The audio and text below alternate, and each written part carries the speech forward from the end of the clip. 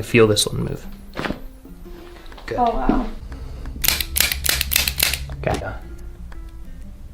Oh, yeah. And I have to. There. Good. Today, what's going on? So I have a history of being a cheerleader and being a dancer, and I've had a couple injuries. Sprained my ankle during competition season cheerleading, and of course it's competition season, so you don't have time to rest and recover.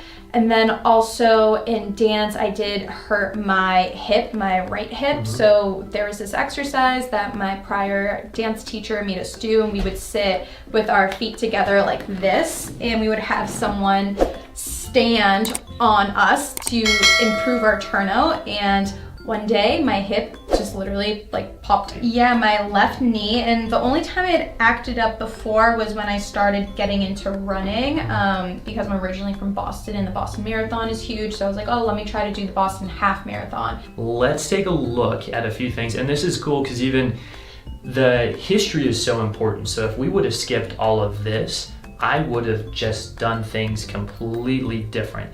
Going to change my approach now with knowing this. So even with your hip, having had a ligament injury in the past, we need to make an adjustment, but in a gentle way, because we don't want to create instability or too much movement there. So if you stay like that, and I'm gonna look at your posture from this position first. So let's have you turn your head to the left for me, please, and then back to center.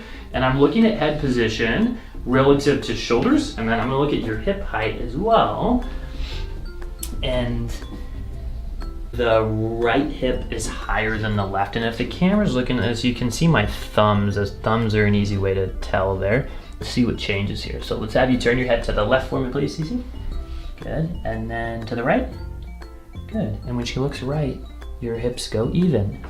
So the solution would just be to have her look to her right for the rest of her life and just walk around like that. Not really. The reason that happens is because of a neurologic feedback loop. We call it cervical syndrome. For all the nerds out there, there's a huge whole like textbook written on that if you're interested in that out there. And then I'm gonna push into your neck here, and I'm just doing some analysis. I like to start from the top down, so brainstem first. The brainstem, I like to say it's like a circuit breaker in your home that you can control the power to any room from that one switch box. Any pressure here or sensitivity here? No, it just feels like you're pressing there. So I'm gonna start here in the upper neck. More tests or more indicators that hopefully people at home can see, and hopefully you could feel for things that we're changing here. So let's have you actually lie face down to try to lift your whole right leg up as high as you can, please. Good. So did one feel harder than the other? I think my right feels harder. You'll see there's a significant difference in that. And that was the injured side originally. Oh, and there's one thing I forgot to tell you. Yeah. I always have like a knot in my glute med here too. Okay. The muscles surrounding that joint become problematic as well. One down, the other ones fall down with it. So as soon as we repair, correct, get this more stable, that muscle will start to relax. So I'm gonna actually muscle test here so we can check the glute medius, okay? One first, hold your leg there. Don't let me push it in toward the midline. Okay, same thing here, hold that one there. And you feel like there's nothing there on the right relative to the left. It always feels really weak and it hurts after I go to the gym, like it just feels depleted. So I'm gonna bend the leg, bring it up, and then don't let me push this down. Okay, good. Don't let me push this down.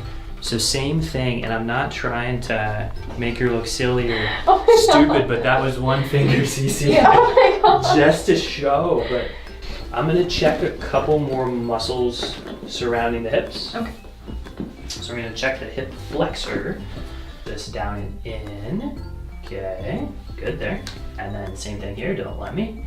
And same thing, there's Yeah, I feel a straining here today. So how does it show up at the gym? So this is gold right here. So listen to this, because these are signs to look out for at the gym. So tell people, what do they need to, what shows up? What do you feel? So when I'm at the gym, I feel like whenever I do glute bridges or hip thrust, I can feel like my hips almost like unleveled, and it almost feels like I'm pushing more through my left because my right doesn't want to compensate. Yeah. That's when I'm doing squats. And then when I do hip thrust, this glute just gets depleted really quickly. Like it's so much more tired. Okay.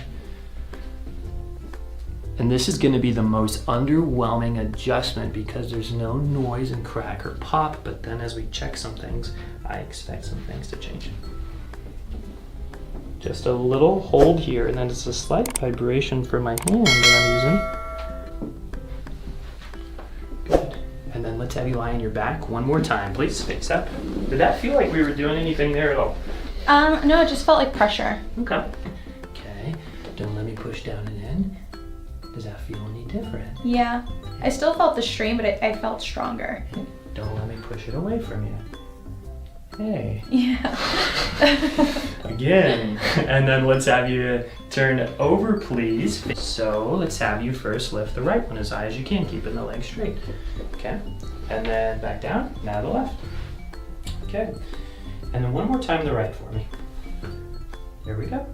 So that second time you lifted the right leg there, now it's moving about the same as the left. Does that feel any different to you as you lift your leg? Yeah, it feels easier to do, but I still almost have to like think about it, if that makes sense. Like I have to like engage and lift. So I'm gonna come in and check the hips themselves now. And this is that SI joint.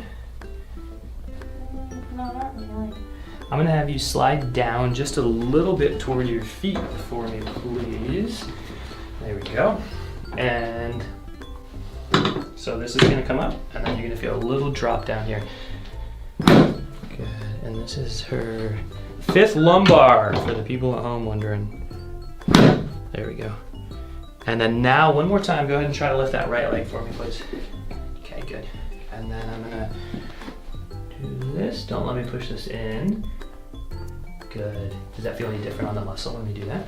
Mm-hmm. I feel a little less straining. And don't let me push this down. Good. And really good there. And let it all go. A little push right there. You're gonna feel this one move. Good. Oh wow. That was so necessary. Lie all back. So the right one was the one that you originally had sprained, correct? Yeah, and I always get Charlie horses on this foot too, like right where my arch is. Can you point to it for me, please? This is gold again. Listen to these things. Right here. So right in here, that is so common. I hear that in this room every single week. I'm feeling for is motion.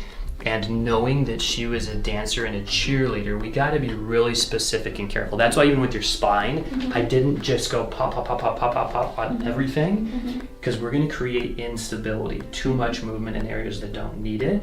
If something's stuck, we get it moving. If it's moving normally, we leave it alone. So with that, to the ankle, I am confirming what Cece noticed, and the outside here is really stuck. It's not moving correctly. Right there. Any pressure? Push in there. No. Okay.